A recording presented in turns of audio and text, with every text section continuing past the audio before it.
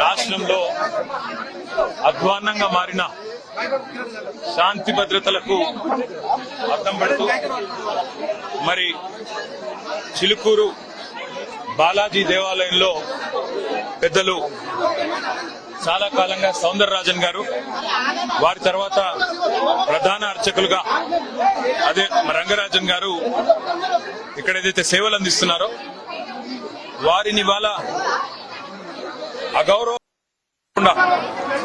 ఈరోజు రాష్ట్రంలో అధోగతి పాలైన శాంతి భద్రతల సాక్షిగా వారి మీద దాడికి దిగడం ఏదైతే ఉందో నిజంగా కూడా అత్యంత దుర్మార్గమైన, అత్యంత నీచమైన కార్యక్రమం. ఇది ఎవరు చేసినా, ఏ పేరిట చేసినా, ఏ ఎజెండాతో చేసినా శాంతి భద్రతల విషయంలో మాత్రం ఉక్కుపాదంతో వ్యవహరించాల్సిన బాధ్యత రాష్ట్ర ప్రభుత్వం మీదనే ఉంటుంది. ఇవాళ భగవంతుడి సేవలో నిమగ్నమయ్యే పెద్దలు రంగరాజన్ గారు, సౌందరరాజన్ గారి కుటుంబం పరిస్థితి ఈ విధంగా ఉంది అంటే మరి రాష్ట్రంలో శాంతి భద్రతలు ఎంత అధ్వానంగా ఉన్నాయో దీన్ని బట్టి చెప్పవచ్చు.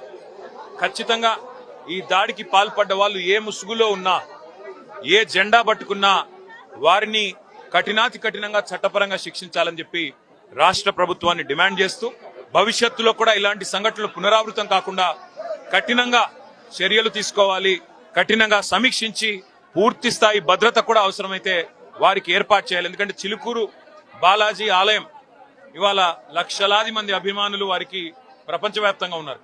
అట్లాంటి చిలుకూరు బాలాజీ ఆలయానికి మరి గొప్పగా సేవలు అందిస్తున్న ఆ కుటుంబాన్ని సౌందరరాజన్ గారు కానీ, రంగరాజన్ గారు గారిని వారిని అవమానించడం అంటే నిజంగా కూడా ఆ స్వామివారి భక్తులను అవమానించడమే, ఒక దైవ భక్తుడిని అవమానించడం అంటే దేవుణ్ణి కూడా అవమానించినట్టే. కాబట్టి తక్షణమే ఈ విషయంలో కఠినాతి కఠినంగా భవిష్యత్తులో మళ్ళీ ఇట్లాంటి పునరావృతం కాకుండా చర్యలు తీసుకోవాలని ప్రభుత్వాన్ని డిమాండ్ చేస్తా ఉన్నాం.